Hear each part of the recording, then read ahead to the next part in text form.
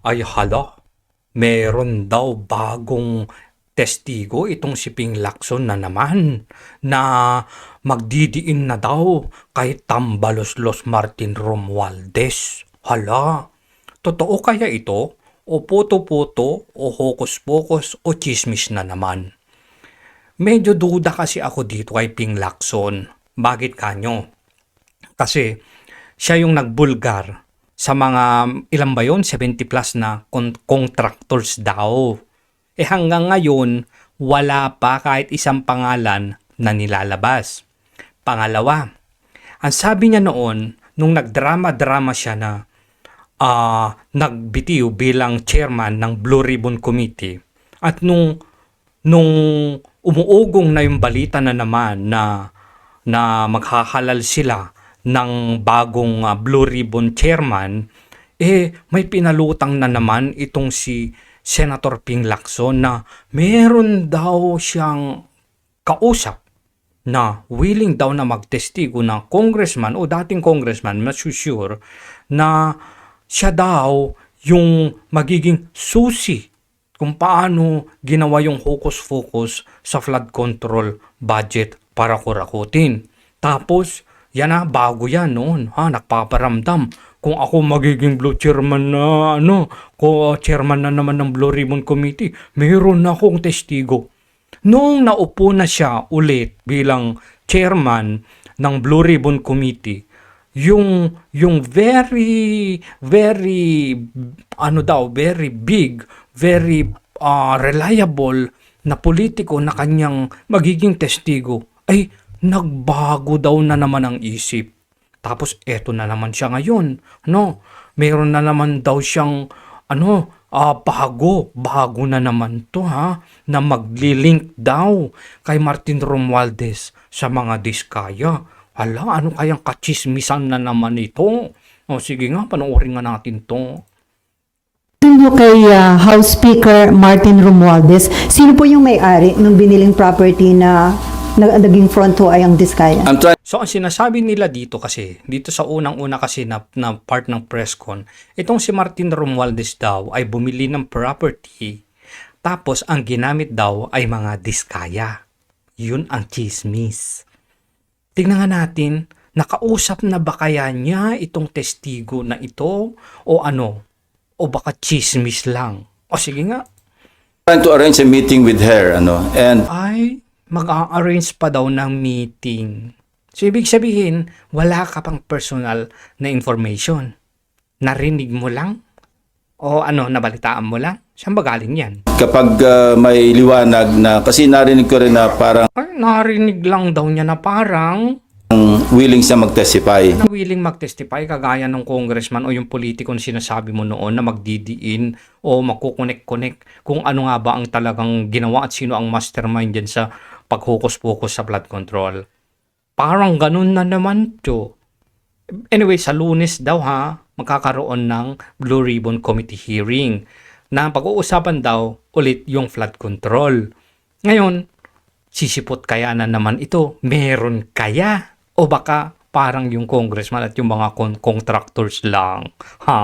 Senator Ping, ano bang kachismisan na naman ito? Pinapainit mo na naman na mayroon akong ipe-present kung makakausap ko para maraming manonood sa hearing, para exposure, ganan. Ito talaga, kabaklahan talaga. Yung may-ari, sir. Yung may-ari, yung dating may-ari.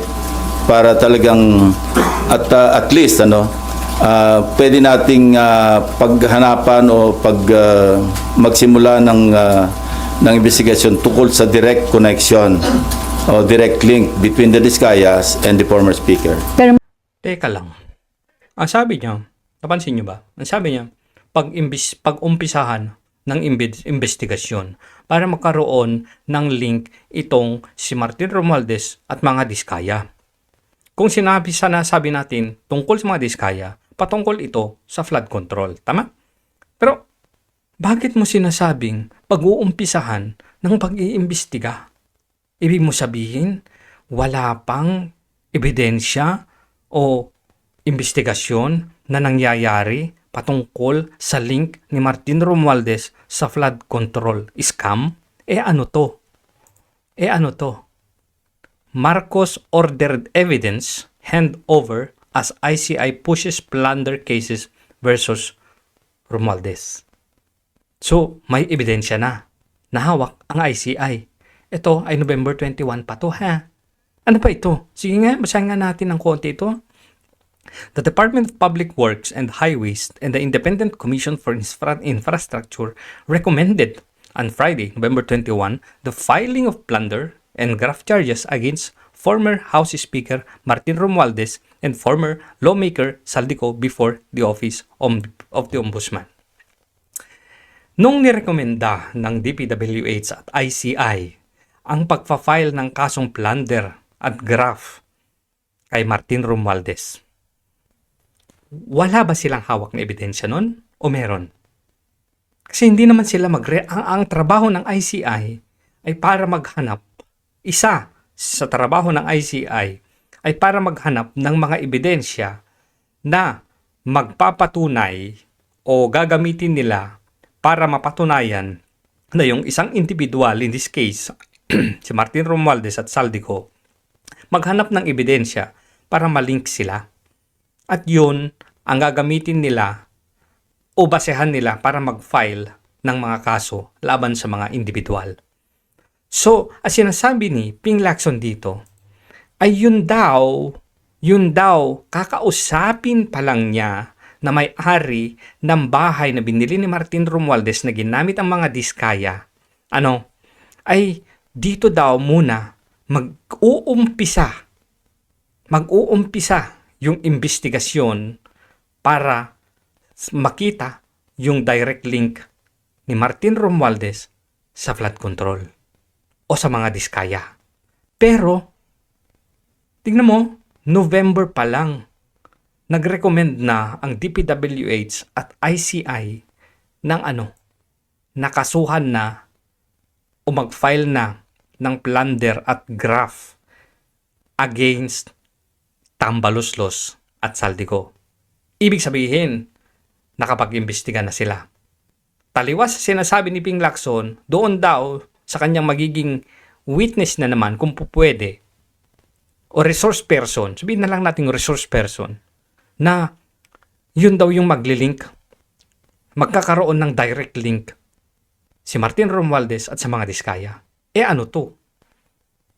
Ibig mo sabihin, yung mga nakalap ng DPWH at ICI na mga ebidensya na maglilink kay Martin Romualdez at kay Saldico ay wala pala yun?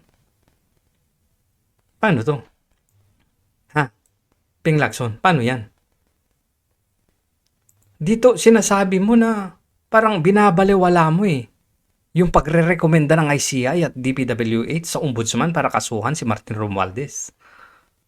Parang ine-erase mo na yun By the way, November pa yun. Hanggang ngayon, wala pang naifa-file na kaso laban kay Martin. Diba? Ang galing, November pa yun. Tapos eto na naman sila. Meron na naman daw. Samantalang merong lumutang noon na si Gutesa. Inatake nyo yung kanyang kredibilidad. Sa halip na mag-focus kayo doon sa impormasyon na sinabi niya, doon kayo mag-umpisang mag-imbestiga. Anong ginawa ninyo? Inatake nyo yung kredibilidad niya sa pamamagitan ng yung kanyang notaryo sa kanyang affidavit. Yun ang nangyari, Ping Lacson. Tuloy natin ito konti. Mag-attend na ho this coming Monday yung may-ari ng property. Sinasabi ko, nag-arrange ako ng meeting sa kanya at kung sasang-ayon siya na mag-attend, papadala namin siya ng invitation. Sabi mo kanina willing naman siyang mag-testify. Nabalitaan mo, nachismisan mo. Ngayon tinanong ka kung mag-a-attend ba sa Lunes. Tapos sasabihin mo na naman, titingnan natin kung willing siyang dadalo. Oh my goodness. Naglululok mo yata kami. Wala na naman to. Painit moment lang to pautot lang to. Sino po yung source ng information na... Marami. marami daw yung source of information. Marami nagsasabi niyan. So ito na po yung pwedeng maging direct link at baka Yung hindi... simula, para may pagsimulan yung kung sino man yung gusto mag-imbestiga. Meron na nga, natapos na yung investigasyon ng ICI at DPWH, kaya nga nagrekomenda na silang kasuhan eh. Pero yung ombudsman, wala pa rin hindi pa rin gumagalaw hanggang ngayon eh. Bakit kaya? Tapos yung sasabihin mo, pwede. Ito yung pagsimulan ng mga gustong mag-imbestiga. Anak ng teteng naman. November pa lang nakapag-imbestiga na ang ICI at DPWH. against former Speaker Romualdez. Not necessarily against, but to shed light. Not necessary against. Para saan pala yun? Ha? To shed light saan? Bakit ganun ang connection? Para pagkatiwalaan mo yung isang contractor na nasa sangkot sa, sinabi ko na ito, 207.5 billion pesos. So yun lang yung papatunayan mo. Yung ano lang, bakit pinagkakatiwalaan? Bakit hindi, di ba? Tapos na usapan dun eh. Bakit mo pakakatiwalaan yung tao na yun? Bakit hindi? Kaibigan ko yun eh, kilala ko yun eh. O di ba? Hindi ko naman alam na ganyan palang gawain nila. Tapos ang usapan. Yun lang yun. Na kontrata mula 2016 hanggang 2025. Irrelevant. Napakalaki. So kung merong koneksyon, dapat na maliwanagan natin kung bakit ganong kalakas ang tiwala para ipagkatiwala mo yung pagbili ng Di umano, pagbili di umano ha. Kasi hindi, wala pa eh. Chismis pa lang yan hanggang ngayon eh. isang house and lot sa isang subdivision, sikat na subdivision sa Makati City. At magkano po yung amount nung... Name your price yung usapan. Gusto natin maliwanagan kung magkano talaga nagkabentahan. Gagi, name your price. May ganun ba yun?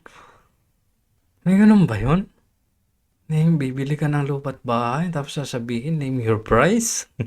Pero hindi po invited si former Speaker Romualdez. As I Wala yan. said, pagdating sa counterpart namin sa House, mayroong parliamentary courtesy na umiiral. At pwede lang namin silang imbitahan, hindi pwedeng pilitin, through the House Speaker. Pero kung ayaw nila House Speaker na sabi nila, bata din ni Martin. Kakalabitin lang ni Martin yun eh. Bojik, pag sumulat sa'yo si Pingping, ano ha? Huwag mong i-decline mo ha? Ganun lang yun. Ano ba naman yan? mag-attend, wala rin kaming magagawa. Kasi ganun din ang dapat na tratong ginagawa nila sa amin. Dahil nga sa umiiral na interparliamentary courtesy between the two houses. Before Marlon, sir, according to DILG Secretary... So, ganito yun. May hearing sa Lunes. Hintayin natin, tingnan natin to.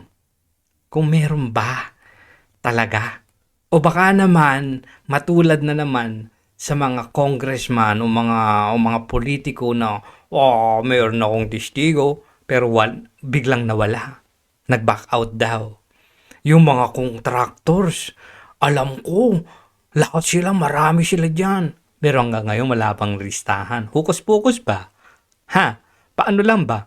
Pautot lang ba? Ha? Para may masabi ka, pautot. Pero wala ka namang nilalabas. Pautot. Pautot. Utot. Okay. Sige. Tignan natin kung meron ba o wala sa Lunes. Okay? Hanggang sa Lunes at hindi pa yung nag-a-appear yan. Yung testigo na yan. Chismis pa lang to kasi nadinig daw din lang niya. At hindi pa niya nakakausap ha. Siya yung nagsabi. So, ibig sabihin, chismis.